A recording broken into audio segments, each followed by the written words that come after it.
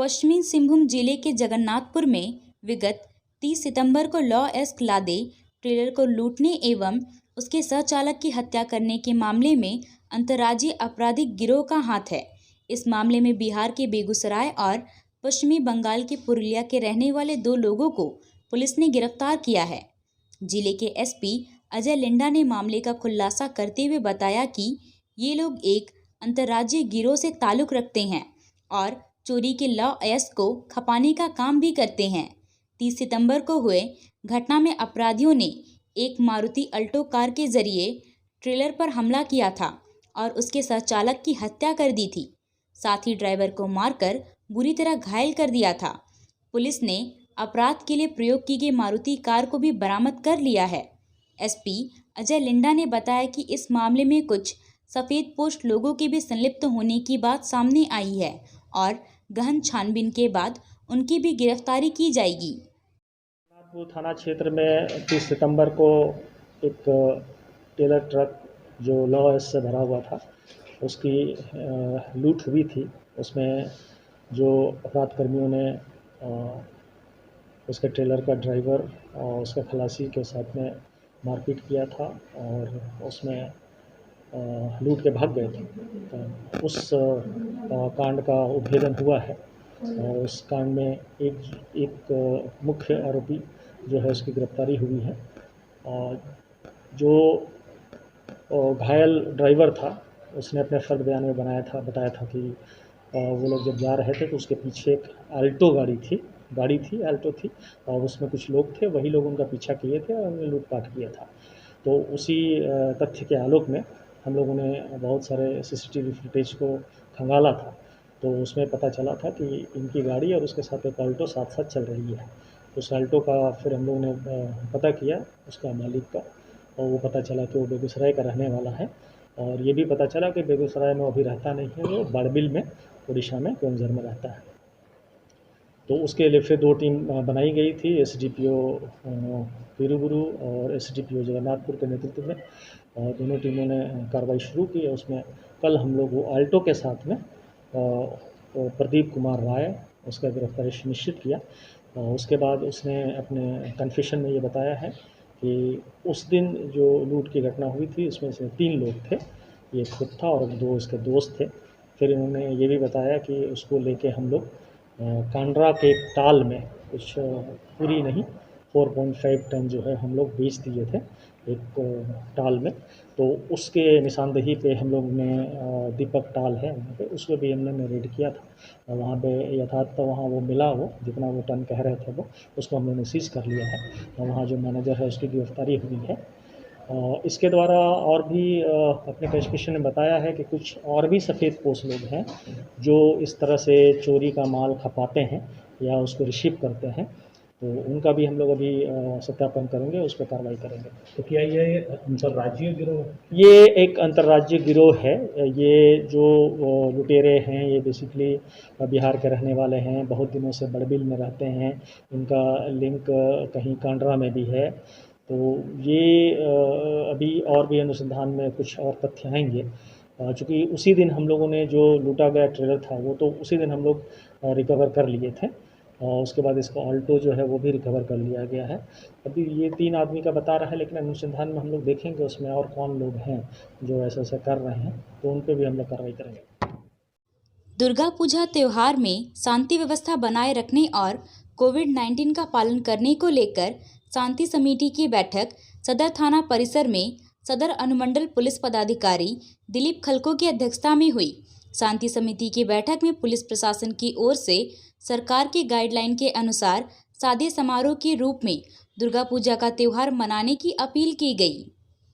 शांति समिति की बैठक में गंदा तानसेन तालाब की सफाई करने, जर्जर सड़क को चलने लायक बनाने, कचरे स्थल की सफाई कर डीडीटी पाउडर का छिड़काव करने, नाली की सफाई करने, खराब पड़े लाइट को बदलने का प्रस्ताव पंडाल अध्यक्ष और वार्ड पार्षद के द्वारा किया गया। एसडीपीओ ने वार्ड पार्षद और पंडाल अध्यक्ष के द्वारा दिए गए सुझाव को हर संभव हल करने का आश्वासन दिया।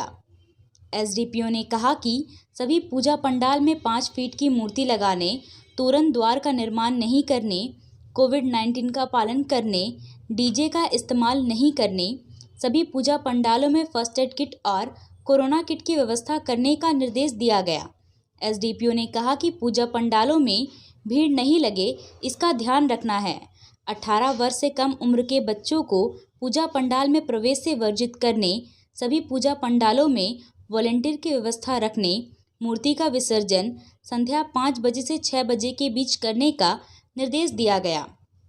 शांति समिति की बैठक में सदर थाना प्रभारी निरंजन तिवारी, मुफस्सिल थाना प्रभारी पवन चंद्र पाठक, नगर परिषद के सिटी मैनेजर ज्योति कुंज के अलावे शांति समिति के सदस्य मौजूद थे।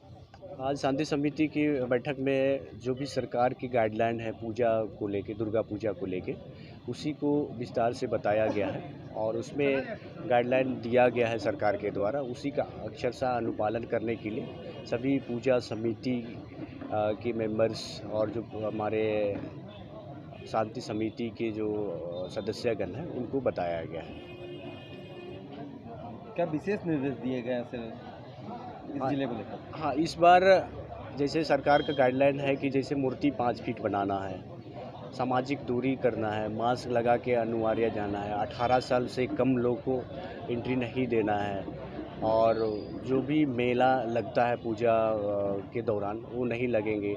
ठेले खोमचे और उस तरह का भव्य तरीके से नहीं होना है, लाइट नहीं लगना है, तोरण द्वार नहीं बनाना है। इस तरह के काफ़ी सारे गाइडलाइन सरकार के द्वारा जारी किया गया है, तो उसी को अक्षरशः पालन करने के लिए उन्हें सूचित किया गया है और जो उसका अनुपालन नहीं करेंगे उसका हम लोग कानूनी कार्रवाई करेंगे। विसर्जन को लेकर क्या गाइडलाइन किया गया? अब विसर्जन को लेके इस बार विसर्जन नहीं निकलेगा, सिंपल जो मूर्ति विसर्जन करना है 5-6 लोग ही जाके उसको विसर्जन करेंगे। वन्य जीव संरक्षण के प्रति जागरूकता लाने के उद्देश्य से आज चाईबासा में वॉक फॉर वाइल्ड लाइफ का आयोजन किया गया। इस मौके पर चाईबासा वन प्रमंडल के तत्वावधान में जिला मुख्यालय में आज सुबह पैदल यात्रा निकाली गई। इसमें वन प्रमंडल के सभी पदाधिकारी एवं कर्मचारी शामिल हुए। वन्य जीव को बचाने के नारों के साथ निकाली गई पदयात्रा का उद्देश्य वन्य जीवन को लेकर लोगों के बीच जागरूकता फैलाना और उनके संरक्षण के प्रति एक भावना पैदा करना था। चाईबासा वन प्रमंडल के डीएफओ सत्यम कुमार ने बताया कि वन प्राणियों की संख्या बढ़ाने को लेकर स्थानीय वन समितियों को भी जागरूक किया जा रहा है।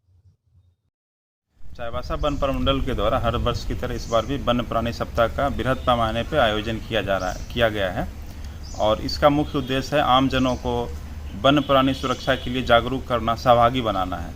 हम लोगों ने इसका शुभारंभ अक्टूबर 2 से ही कर दिया था और उसमें हम लोगों ने वन्य प्राणी के लिए सुरक्षा के लिए एक शपथ स्थानीय वन समितियों को दिलवाया, उनको शॉर्ट डॉक्यूमेंट्रीज वाइल्ड लाइफ से रिलेटेड दिखाया है।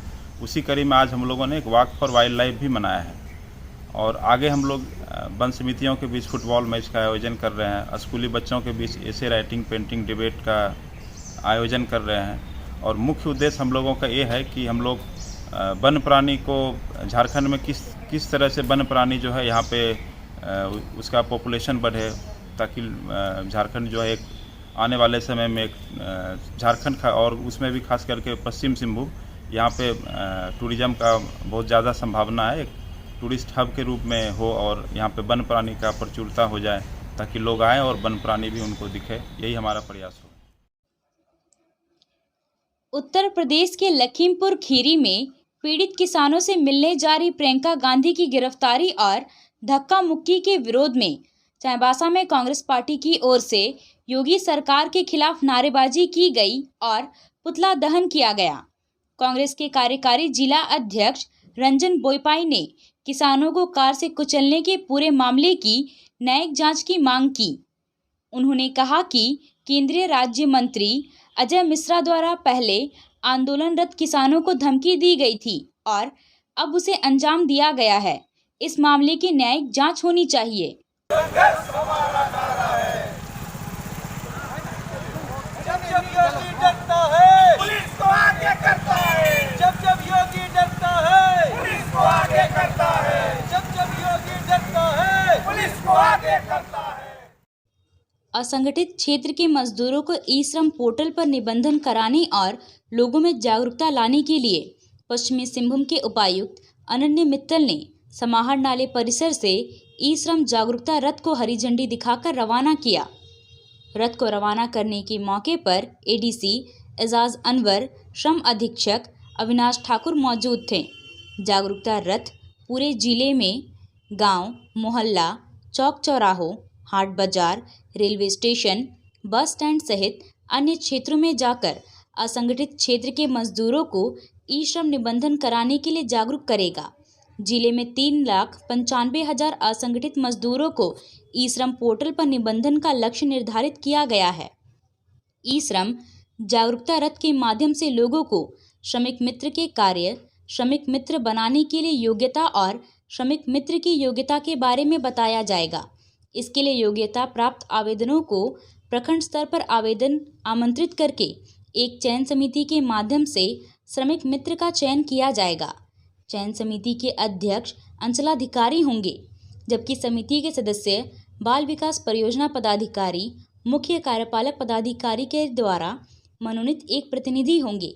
समिति के सचिव अंचल के श्रम प्रवर्तन पदाधिकारी होंगे। टाटा कॉलेज में आईए प्रथम वर्ष कला संकाय सत्र 2021-22 में नामांकन सीट बढ़ाने की मांग छात्र संघ ने विधायक दीपक बिरुवा से की है। टाटा कॉलेज के विश्वविद्यालय प्रतिनिधि मंजीत हासदा और अध्यक्ष सनातन पिंगुआ ने सरनाडीह में विधायक से मुलाकात कर कहा कि नामांकन सीट भर चुका है, अब भी भारी संख्या में विद्यार्थी नामांकन नहीं ले पाए हैं। विधायक ने छात्र संघ की मांग सुनने के बाद कहा कि विभागीय सचिव से बात किया जाएगा। छात्र संघ ने टाटा कॉलेज को जनजातीय विश्वविद्यालय बनाने का प्रस्ताव भी रखा, जिस पर विधायक ने पहल करने का आश्वासन छात्र प्रतिनिधियों को दिया। शहर के गाड़ीखाना का प्राथमिक विद्यालय जर्जर होने के कारण उसे तोड़कर नया भवन बनाने का टेंडर हुआ है। पुराना भवन तोड़ दिया गया। अब स्थानीय लोग इस नए भवन का विरोध कर रहे हैं, क्योंकि नया भवन में 2 ही कमरे बनाने का प्रस्ताव है। इसी बात का स्थानीय लोग विरोध कर रहे हैं। उनका कहना है कि पहले यहाँ कक्षा 1 से लेकर 5 तक की पढ़ाई होती थी, मगर अब यहाँ 2 ही कमरे बनाए जा रहे हैं, जिसमें सभी क्लास चलाना संभव ही नहीं है। जबकि स्लम क्षेत्र को देखते हुए यहाँ कक्षा 8 तक का क्लासरूम बननी चाहिए। किसका बैठक हो रहा है, क्या चीज़ का विरोध कर रहे हैं, सो बताइए। ये काम सभा का हम लोग बैठक किए हैं। इसमें यहाँ पर जो टेंडर लिया है ना विद्यालय का, प्राथमिक विद्यालय का, वो आज नापी करने आए हुए थे कि कितना रूम का बनेगा। तो हम लोग को जानकारी नहीं था कि यहाँ पर 2 रूम का ही विद्यालय बनाया जाए। तो हम लोग का पहले यहाँ पर 3 रूम था, एक बरामदा था, एक ऑफिस था। तो उस अनुसार मैंने हम लोग चाह रहे थे कि हम लोग का बच्चा जब डैमेज था स्कूल, तो सब कोई अपना अपना बच्चा को इधर उधर का स्कूल में, अगल बगल का स्कूल में डाल दिया है। इस कारण हम लोग का जो यहाँ का जो प्राथमिक विद्यालय गाड़ीखाना का था, वहाँ पर बच्चा का संख्या कम हो गया।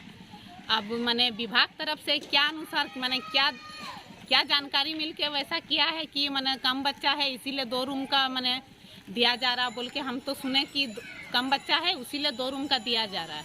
तो हम लोग चाह रहे थे कि जैसा हम लोग का विद्यालय था 3 रूम का था, एक ऑफिस था, जैसे मैडम सबको विद्यालय का शिक्षिका सबको बैठने का जगह नहीं होगा तो बच्चा का सामने वो सब पाठन पुस्तक या अपना रजिस्टर जो भी अलमीरा है वो कहाँ पर रखेगी। उसी कारण से हम लोग का मांग था यहाँ पर जो विद्यालय बन रहा है कि हम लोग का पहले जैसा था विद्यालय उसी अनुसार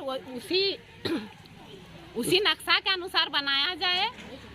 हम लोग का तो मांग था कि इस विद्यालय को मध्य विद्यालय भी बनाया जाए, ताकि हम लोग का जो भी यहाँ की महिला है, छोटी बच्चियाँ हैं, 5 क्लास पढ़ के ही विद्यालय नहीं जाने खोजती है।